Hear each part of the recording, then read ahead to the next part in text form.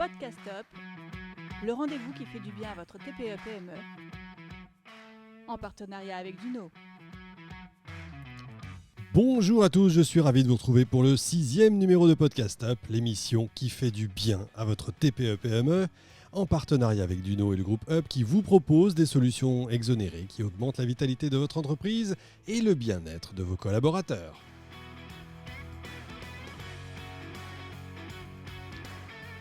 Dans cet épisode, nous allons revenir sur un aspect vital pour toute entreprise, la vente, l'achat, la négociation des prix. Nous savons que la question du prix nous renvoie souvent à notre propre valeur. En réalité, c'est celle de notre travail, mais il y a souvent confusion. Or, pour des personnes qui peuvent manquer de confiance en elles, défendre ces prix est un exercice difficile. Et non seulement ces personnes vont plutôt être portées à proposer des tarifs pas très élevés, mais elles sont également prêtes à accepter la négociation. Pourquoi ? Eh bien parce que nous sommes tous confrontés à un dilemme. Est-ce que je baisse mes prix au risque de ne pas pouvoir atteindre la rémunération décente de mon travail ? Est-ce que si je ne baisse pas mes prix, je risque de perdre la mission ? C'est ce que nous allons voir avec notre invité Philippe Corda, expert en sciences du comportement, dirigeant d'entreprise et auteur chez Duno bien sûr, de Négocier et défendre ses marges dont c'est la 6e édition. Bonjour Philippe. Bonjour, merci de me recevoir. Mais c'est un véritable plaisir. Déjà, bravo encore une fois pour votre livre. 45 000 exemplaires vendus à ce jour. C'est vraiment une belle récompense. Comment vous est venue l'idée d'écrire ce livre ? En fait, j'ai commencé ma carrière dans un métier commercial, dans une entreprise industrielle où je travaillais dans différents pays pour négocier des contrats. Et je me suis trouvé confronté à ces situations avec des gens qui me disaient, écoutez, tous vos produits, etc., ça va, mais si vous ne baissez pas le prix de temps, si vous n'accordez pas tel délai de paiement, etc. Et j'ai cherché des solutions dans les livres, dans les cours, j'ai regardé ce qui existe comme stage de formation et il me semblait que tout ce qui m'était proposé, ça me semblait très théorique, ça ne correspondait pas aux situations concrètes que j'avais à traiter. Et quand plus tard, je suis rentré dans un cabinet de conseil qui faisait également de la formation, qui accompagnait des directions commerciales, eh bien, j'ai eu le sentiment qu'il y avait quelque chose à construire. Donc, je me suis renseigné, j'ai lu beaucoup de travaux d'experts sur la négociation, mais qui étaient souvent très théoriques et très complexes. Et je me suis dit qu'il y avait un besoin, pour des tas de gens comme moi, finalement, de traduire ces concepts un peu compliqués en outils, en règles simples, en outils pratiques qui puissent aider à se sentir plus à l'aise et à travailler mieux quand on est dans des situations inconfortables avec quelqu'un qui veut en quelque sorte vous tordre le bras alors que vous ne cherchez qu'à faire votre travail dans des conditions normales. Voilà comment ça m'est venu. Alors c'est génial, ça veut dire que ça s'apprend, que c'est pas forcément inné. Absolument, oui. La négociation, ça s'apprend, c'est pas inné. Et souvent, d'ailleurs, on se rend compte que les règles de négociation, quand on regarde comment font finalement les grands professionnels, sont contre-intuitives. Il faut presque faire à chaque fois le contraire de ce qu'on aurait tendance à faire naturellement. Ah, c'est génial. On a l'impression que quand on lit votre livre, que négocier, c'est un peu comme partir en campagne, alors sans que ce soit qui est le côté militaire, mais il y a quand même une stratégie initiale. Il faut connaître son interlocuteur, il faut savoir ce qu'on veut, etc., etc. Exactement. Mais comme vous l'avez dit, c'est pas une bataille. Il ne s'agit pas de gagner et de C'est faire ça. perdre l'autre. Parce que j'imagine que vos auditeurs, pour la plupart, ils ont envie de garder leurs clients, Bien sûr. de développer des relations très durables, que leurs clients soient heureux et les recommandent auprès d'autres clients potentiels. Donc, il ne s'agit pas de gagner. Il s'agit de construire quelque chose qui pourra satisfaire durablement les deux parties. Mais c'est facile à dire comme ça, sur le papier, c'est facile. Mais en pratique, on sait tous que parfois, c'est un peu plus compliqué. Je suis assez d'accord et j'ai appris plein de trucs du coup en le lisant. Je me suis dit quelque part que est-ce que ça s'apparente pas plus au jeu de Go plutôt qu'au jeu d'échecs ? Sans doute, alors, je ne suis pas un spécialiste du jeu de Go, mais encore une fois, je crois qu'il faut éviter de voir la négociation comme un duel dans lequel il y a un perdant et un gagnant. Par contre, la notion de jeu est très intéressante parce que quand on parle de jeu, on pense au plaisir de jouer, on pense à quelque chose qui est partagé. Et une des clés de la négociation, c'est d'y prendre du plaisir. Alors que très souvent, et notamment quand on est patron de TPE ou PME, mais quand quelqu'un vous attaque sur le prix de votre travail, vous le prenez pour vous. Et donc, c'est plus une souffrance qu'un plaisir. Donc, un de mes objectifs avec ce bouquin, c'est d'aider les gens à prendre du plaisir dans la négociation. C'est ce que j'avais compris, effectivement. Alors, on va maintenant entrer dans le vif du sujet, comme on fait d'habitude. Donc, dans cette émission, Podcast Up, on va entrer dans vos 7 conseils pour bien négocier ses marges. Quel est le premier conseil que vous nous donneriez ? Alors, le premier conseil, c'est quand on est face à quelqu'un qui essaie de négocier avec vous, il faut essayer de comprendre quelle est sa demande réelle. Parce que la personne vous fait une demande qui est une demande apparente. Par exemple, si vous vendez un produit, on va vous dire non, non, votre produit est beaucoup trop cher, il faut baisser le prix. Et si vous ne faites pas 10% de moins, moi, je vais pas traiter avec Oui, mais ça marche quand vous. ça marche quand il y a une demande précise, c'est-à-dire à la limite, c'est quand c'est lui qui nous appelle. Mais parfois, quand on veut vendre un produit, on cherche des clients, on a enfin un rendez-vous, mais le gars, c'est parfois pas du tout pourquoi on est là, qui on est, et on ne sait pas quelle est sa demande. Oui, alors ça, c'est autre chose. En fait, comme vous l'avez rappelé, mon bouquin s'appelle Négocier et défendre ses marges. Et la négociation, c'est quelque chose qui arrive plutôt à la fin d'un processus de vente. La première chose, effectivement, Oui. c'est d'arriver à être en contact avec des gens qui peuvent être intéressés, arriver à faire comprendre à vos clients potentiels l'intérêt du service ou du produit que vous proposez, et de faire en sorte que le client ait compris que vous proposez quelque chose qui correspond à ses besoins. Et dans tout ça, il n'y a pas de négociation. On est vraiment dans ce qu'on appelle la vente. Et dans toute la question, c'est la création de la relation, c'est la confiance, c'est la compréhension des besoins, c'est la présentation, l'argumentation et parfois la réponse aux objections parce que le client hésite et il a l'impression que le produit ne lui convient pas, etc. Et puis, si le client a le sentiment que le produit peut lui convenir, c'est là qu'il commence à négocier. D'où D'accord. d'ailleurs l'idée que quand quelqu'un veut négocier, c'est un très bon signe. Oui, bien Parce que sûr. s'il n'était pas intéressé, il ne chercherait pas à négocier. Il vous dirait simplement, je vais réfléchir. Si la personne vous demande de revoir vos conditions, par exemple votre prix, ça veut dire qu'elle est intéressée. Donc là, on rentre vraiment dans le jeu de la négociation.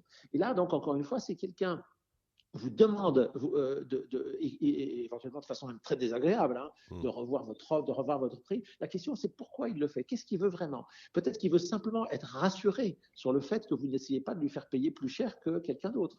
Peut-être qu'il veut avoir à prouver peut-être à ses chefs ou à ses collaborateurs que en fait il a bien fait son travail. Bien sûr. Peut-être que simplement il n'a pas compris ce qui justifiait la valeur. Et à ce moment-là, simplement en le rassurant, en lui donnant des éléments, ça peut suffire. Donc la première chose, c'est de bien comprendre ce que cherche vraiment l'interlocuteur à travers la négociation. D'accord, c'est très clair.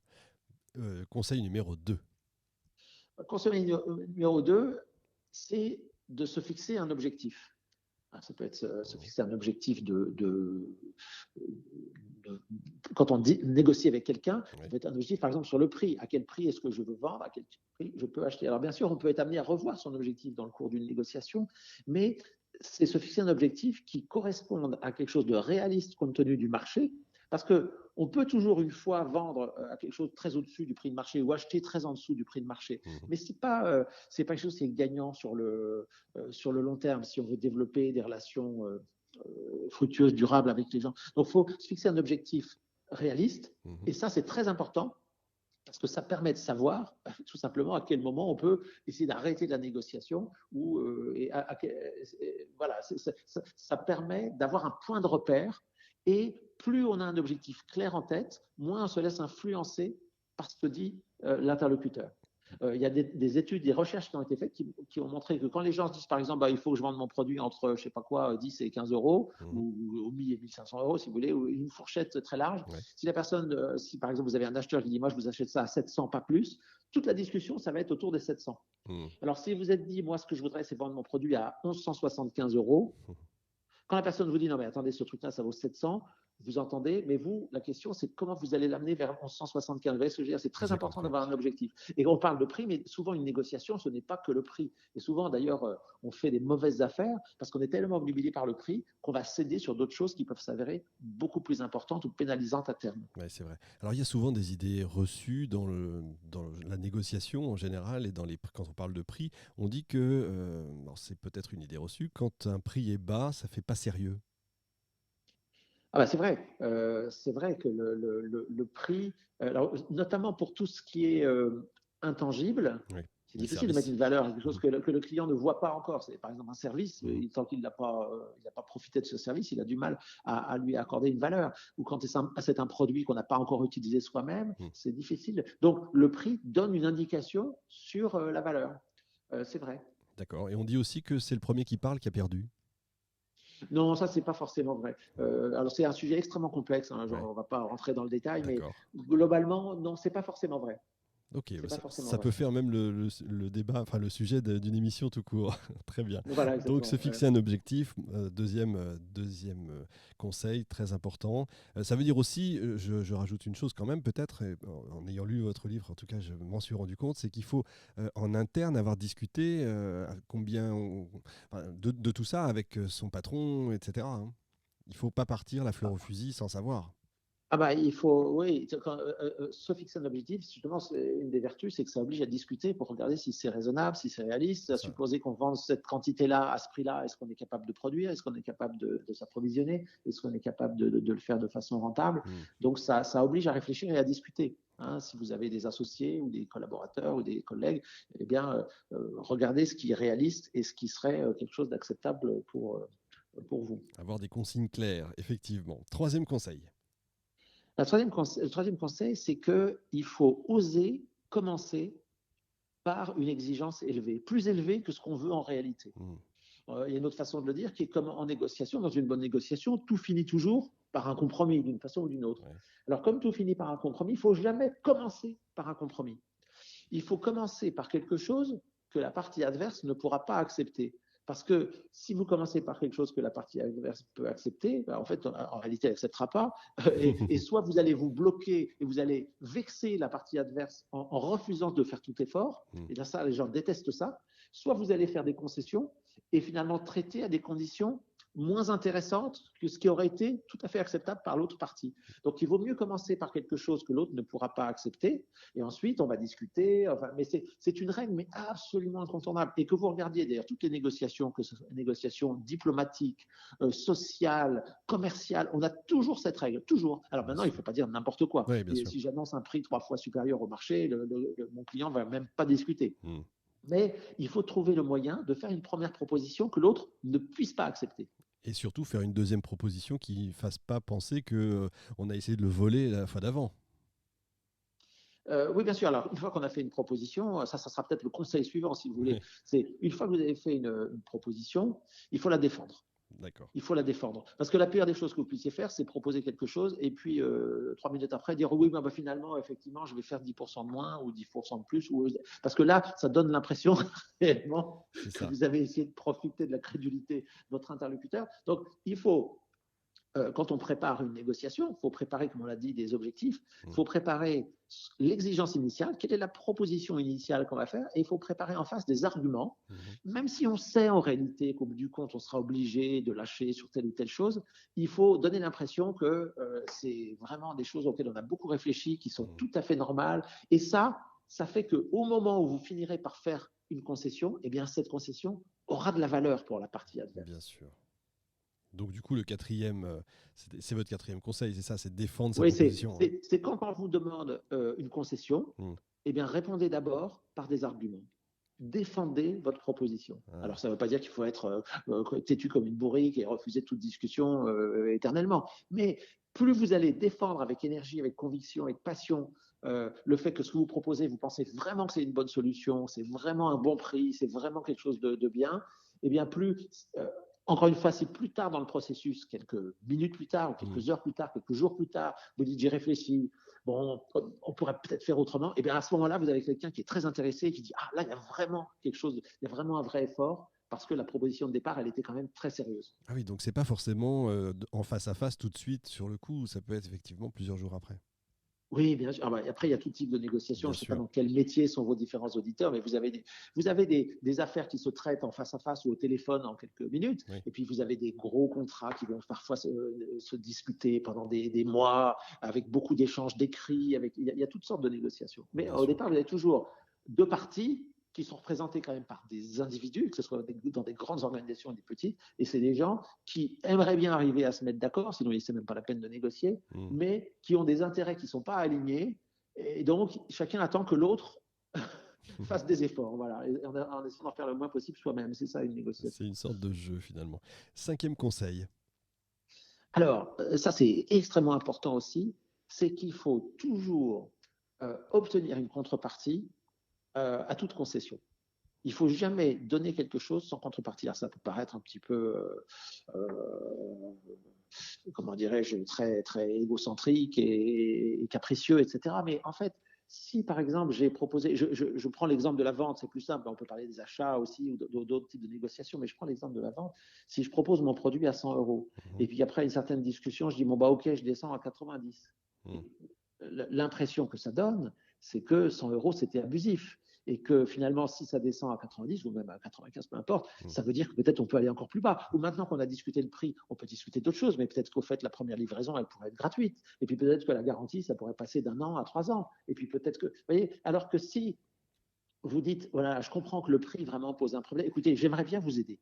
Je comprends que le prix vous pose problème, ça fait des heures qu'on en parle. Et moi, je vous ai expliqué pourquoi vraiment le prix était justifié, mais je vois bien que c'est. Donc, je voudrais vous aider, mais franchement,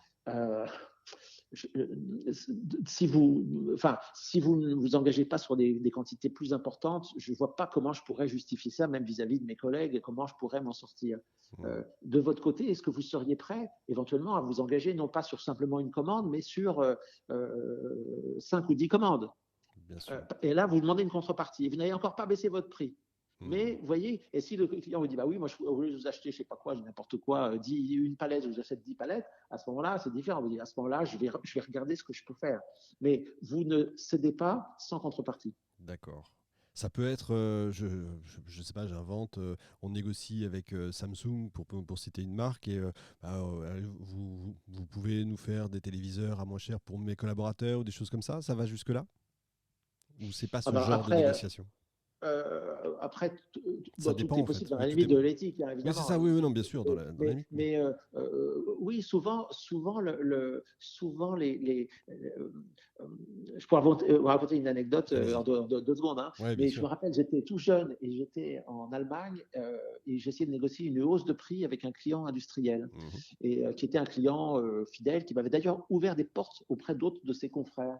Et lui, contrairement à ce que j'attendais, il refuse tout principe de hausse de prix, alors qu'à l'époque, il y avait de l'inflation, c'était dans les années 80 à l'époque. Donc, il y avait de l'inflation.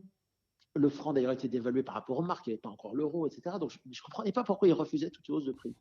Et le gars, c'est lui qui me demande une contrepartie, en fait. Et il me dit, monsieur Corda, il faut qu'on trouve une solution, là. Vous ne voulez pas céder, moi non plus. Il faut que vous compreniez que moi, je ne veux pas de hausse de prix. Mais vous savez, ce qui est encore plus important pour moi, c'est de ne pas payer plus cher que mes concurrents. Alors, vous savez, je vous ai introduit chez Monsieur Schmitt, mon confrère qui est à Francfort. Vous travaillez toujours avec lui? Je lui dis oui. Il me dit, écoutez, si vous me prouvez que vous augmentez le prix chez Monsieur Schmitt, moi, je veux bien que vous augmentiez le prix chez moi. Ah, génial. D'accord, je Et donc, comprends. on revient toujours à comprendre quelle est la demande réelle. Pourquoi est-ce que le gars voulait négocier? C'est parce qu'il avait peur que je lui augmente le prix à lui et pas aux autres. Évidemment. Donc, et c'est lui qui a eu l'idée de demander cette contrepartie. Et voilà, donc c'était un très bon négociateur. Je comprends. Et 6e conseil. Alors, s'il faut reculer, parce qu'encore une fois, dans une négociation, on doit forcément trouver des compromis, on doit forcément faire des concessions. C'est pour ça qu'au départ, il faut commencer avec une exigence élevée, au-dessus de ce qu'on veut obtenir. Bon. Et bien, quand on va reculer, il faut le faire à petits pas. C'est-à-dire qu'il ne faut pas baisser d'un seul coup, il faut essayer de reculer le moins possible, parce qu'on peut en un instant détruire toute la préparation qu'on a faite. Si on baisse le prix de 10%, peut-être que 8% aurait suffi, ou 7, ou 3. Donc, il faut essayer de descendre, de faire une concession la plus faible possible. Et si on en fait plusieurs, il faut les faire de façon décroissante. Par exemple, si je baisse le prix d'abord de 2%, puis de 10%, alors je donne l'impression que du coup, je vais pouvoir baisser de 40%. Absolument. Alors, si j'ai baissé de 6%, puis finalement, après des discussions avec une contrepartie, je baisse de 7 et puis de 7,5, eh bien l'autre se dit, j'ai bien négocié.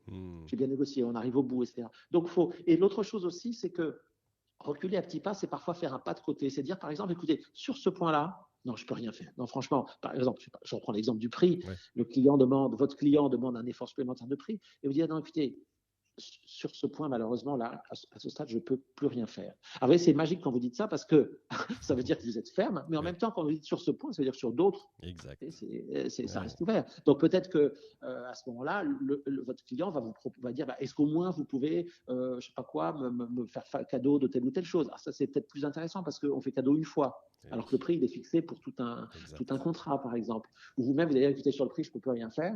En revanche, si je sais pas quoi, vous vous engagez sur telle chose, et ben moi, je vais faire quelque chose d'exceptionnel pour vous, c'est ça. Et c'est quelque chose qui va coûter moins cher ou être moins dangereux à terme, par exemple. Ouais, c'est vraiment un jeu quand même. C'est très. Exactement, ouais, c'est un jeu passionnant. C'est là qu'on sent que votre expertise dans le comportement est intéressante. 7e conseil, alors le dernier conseil.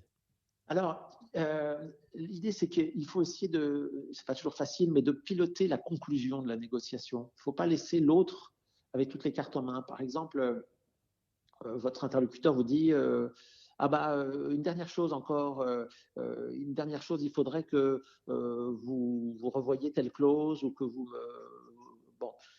Et là, c'est le moment où on peut dire oui, effectivement, je peux le faire, oui, d'accord, je vous donne une réponse. Et ensuite, on attend que l'autre revienne avec une décision. Bien sûr. Et après, l'autre revient en disant écoutez, on en a discuté en interne, mais non, il faut encore faire un effort supplémentaire. Donc, souvent, une façon de maîtriser, c'est de soi-même, quelque part, par exemple, vous dites à la personne bon, est-ce que c'est le dernier point? Est-ce que c'est le dernier point pour vous qui empêche de conclure? Alors, si la personne dit je ne sais pas, etc., à ce moment-là, il faut regarder quels sont les autres points pour avoir toutes les cartes en main. Si la personne dit oui, c'est le dernier point. Donc, ça veut dire que si on se met d'accord sur ce point-là, est-ce qu'on signe? Oui, bien sûr.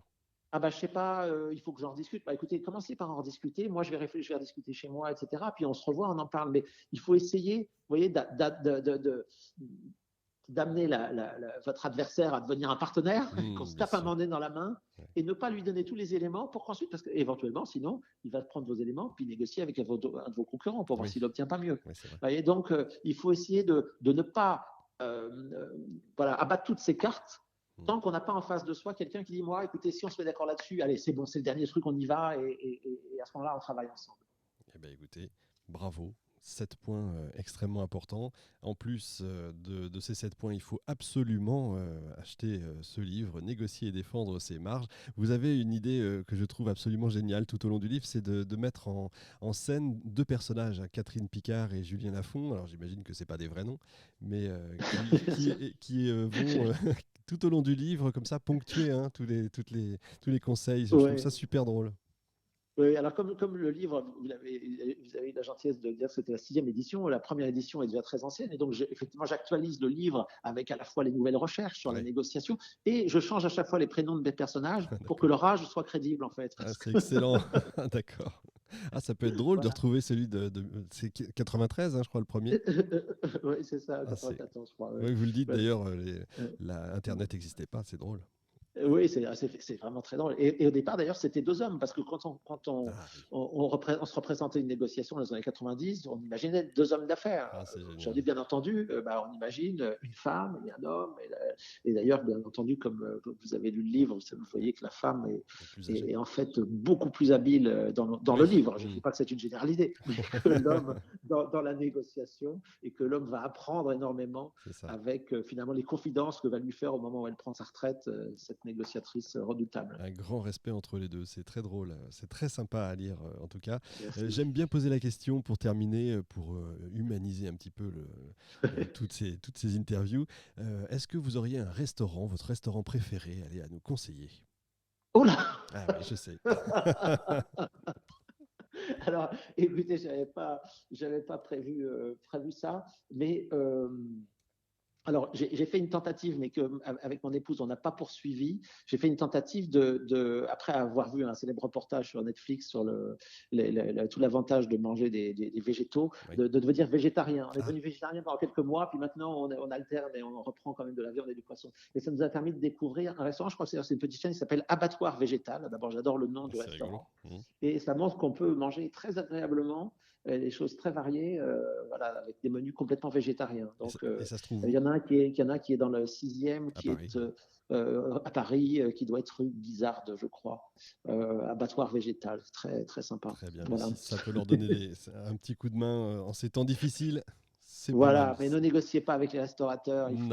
Quand ils seront ouverts, il faut les rémunérer juste, de façon juste pour le travail tellement important qu'ils font. Effectivement, merci beaucoup Philippe Corda. Je rappelle le titre de votre livre, Négocier et défendre ses marges. Fin de cet épisode de Podcast Up. Retrouvez tous les autres numéros sur le site de upeduno.com, Apple Podcasts, SoundCloud, Spotify, Deezer, YouTube et consorts. On se retrouve le mois prochain pour un nouvel invité.